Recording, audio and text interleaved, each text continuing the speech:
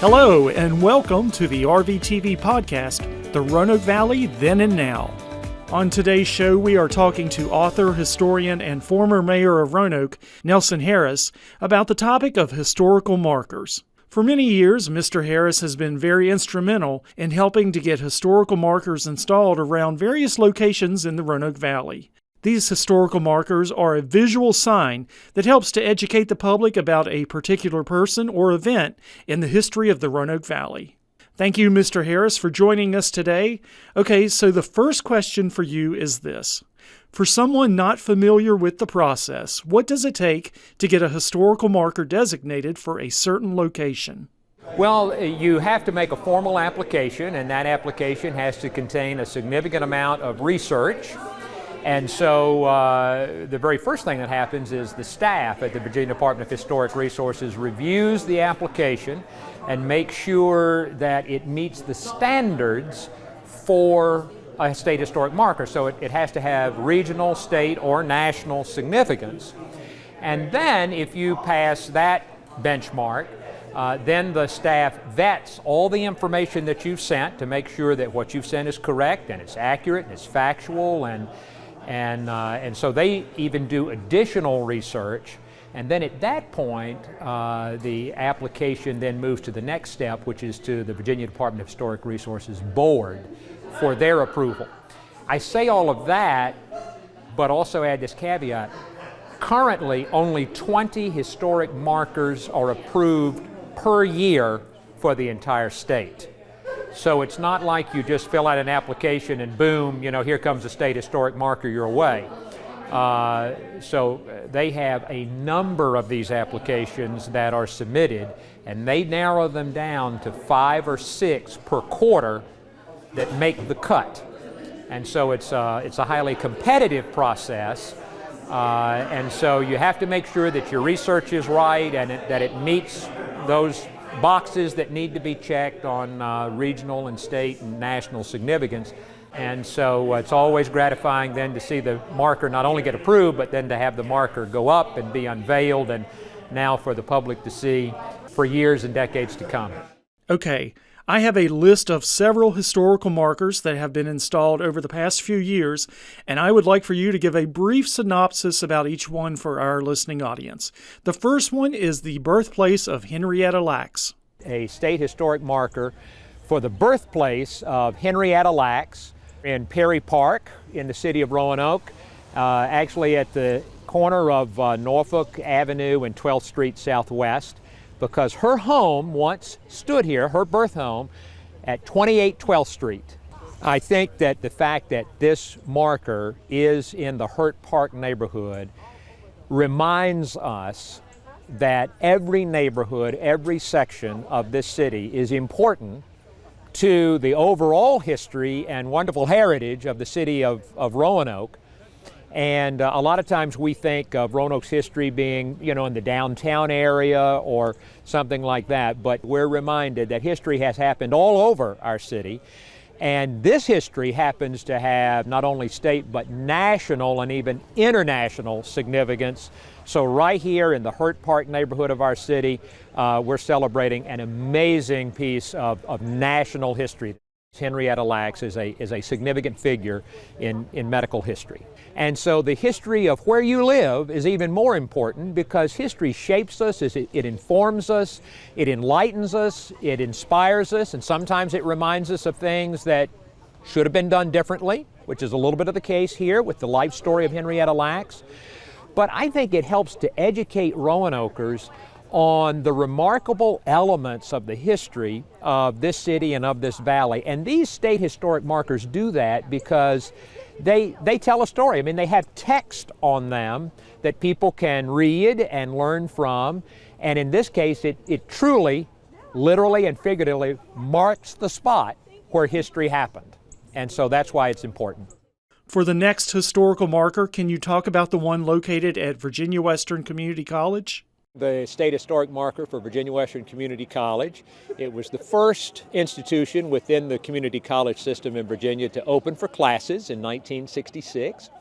but the marker also commemorates the larger backstory on the community colleges in Virginia, which grew out of efforts by business and education and media leaders in the late 50s to push back on massive resistance, to give students, regardless of race or income, the opportunity to receive technical education and liberal arts education after high school. And so it's a long story, it's a complex story, but this marker commemorates that story and hopefully educates the public on something that really is not that well known. Well, I think it's important because history always teaches us, informs us, and hopefully enlightens us so that we can make better decisions in the present. And so markers like this are very public, as it's on a roadway and obviously in the public domain here on the campus of Virginia Western. And so my hope is that as people pass by this marker, they'll stop, they'll read it, they'll learn from it, and perhaps learn something that they never knew before.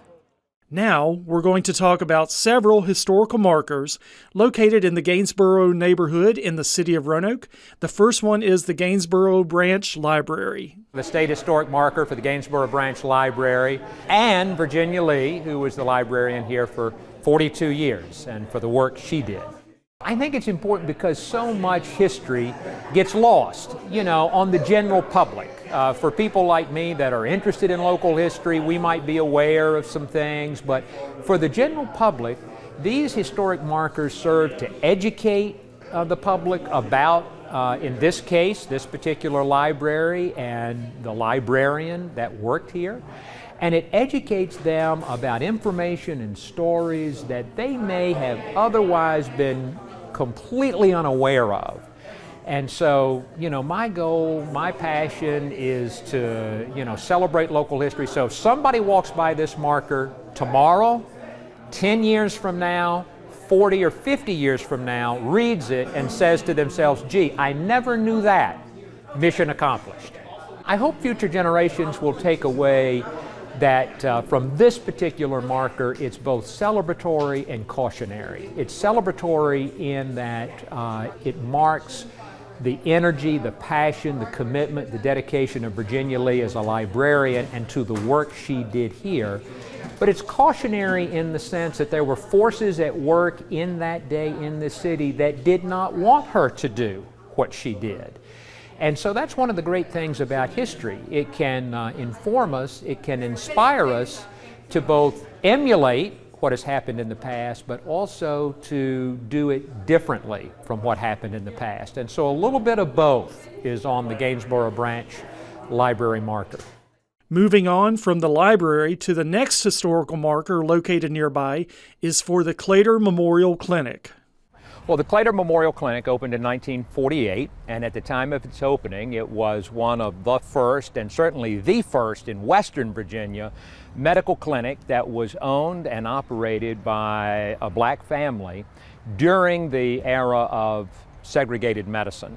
All the medical practice was contained in the clinic. So there was dentistry, there was orthopedics, there was general practice, there was obstetrics, and all of this was by the same family, which had a number of physicians and nurses and dentists, and so it's pretty amazing. And so it has a special and prominent place, certainly in the medical history of Western Virginia, but also it has a longer story to it in that the Clater Clinic, as a piece of property, became central to the changing of eminent domain law in the Commonwealth of Virginia due to litigation.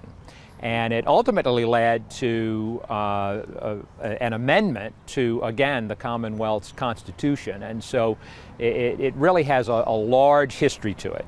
This was part of a redevelopment area, and the Clater family had tried to sell the clinic because it was no longer in operation, but could find no buyers because it was in a redevelopment area and the properties in that area had largely been condemned, even though the clinic had not.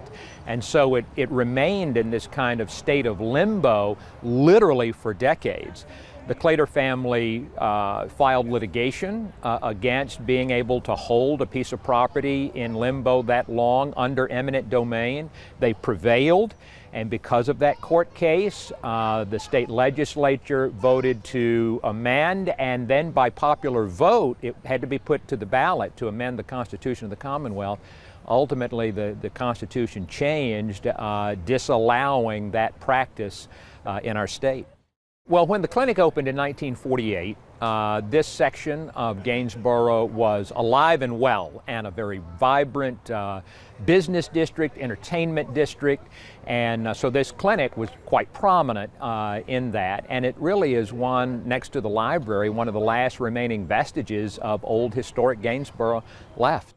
And yet another historical marker located within distance of the Claytor Memorial Clinic and the Gainsboro Library is one about Edward Dudley. Edward Dudley, who grew up in the Gainsboro section, graduated from Addison High School, and went on to become our nation's first black ambassador, went on to become an Associate Justice of the New York State Supreme Court, and began his career prior to those two things by serving with Thurgood Marshall on the NAACP's national legal team in the early days of civil rights. I think the most interesting thing I discovered was Edward Dudley's remarkable career in civil rights. He is most known for being the nation's first black ambassador. Remarkable. He is most known in New York for his involvement in state politics and being an Associate Justice of that state's Supreme Court. But often overlooked, and certainly unknown to me prior to doing the research for the application, was his service with the Legal Defense Fund of the NAACP, headed by Thurgood Marshall, and he was recruited by Thurgood Marshall to be a part of that team. And the cases that they worked on eventually served as the groundwork for the Brown versus Board of Education decision in 1954. So these were not insignificant cases that Edward Dudley litigated. They were significant, but that civil rights work is often overlooked, but it's captured on the marker.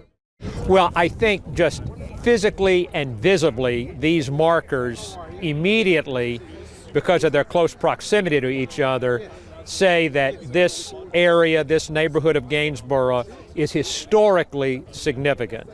And so when you look where we are and can see these three markers almost in a straight line, it really does convey the richness of the history of the people that lived here, grew up here, went on to do remarkable things.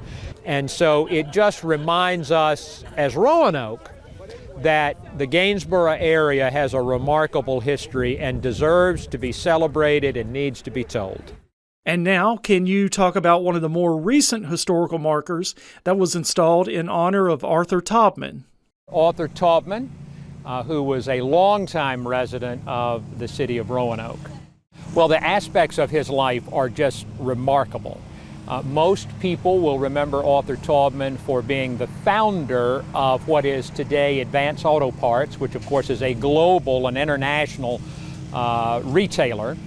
But he arrived here in Roanoke in the 1930s, pawned a few personal items, and acquired two little struggling auto parts stores. And from that basis, by the time he retired as chairman and president of what was then Advance Stores, he had created a national chain of these retail outlets. So most people remember him for that. But there is much more to Arthur Taubman's story than Advance Auto. During World War II, he supplied hundreds of affidavits of support that allowed Jews seeking to flee Europe under the Nazi control to come and to emigrate to the United States. It was a required document that they had to have to be able to enter our country. Now, the affidavits of support were intended to be used by family members. And Arthur Taubman claimed each person whom he never met and did not know as a first cousin in order that they might get out of Europe. He was also instrumental in creating industries back in the 50s, the relatively new state of Israel. And one of those became, within the first decade, a leading exporter within that country. So a business impact there in Israel. And then more locally, he was part of a group of black and white businessmen back in the late 50s and through the mid 60s that quietly but effectively integrated our city during the days of desegregation. That group was responsible for the desegregation of our lunch counters, our movie theaters, our recreational facilities, Roanoke Memorial Hospital, not far from where we are, and many other things. So very impactful locally in terms of progressing civil rights in our community. His philanthropy is well known. Many organizations, nonprofits, and charities here in Roanoke benefited from both his time and his resources. So for those reasons, we are honoring him and that legacy through a state historic marker. And our last question for you, what is the importance of having these historical markers installed? Well, the historic markers, first of all, remind us of our history. They are permanent.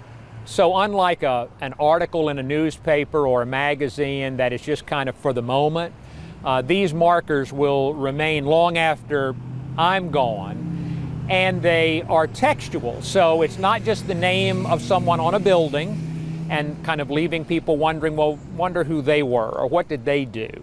But through the marker text, it tells a little bit of their story and of their history and who they were and the legacy that they have left behind. And so the fact that we can, through these historic markers, erect something that is permanent, that is informative, that is enlightening, is to me one of the best ways that we can celebrate, educate, and highlight our local history.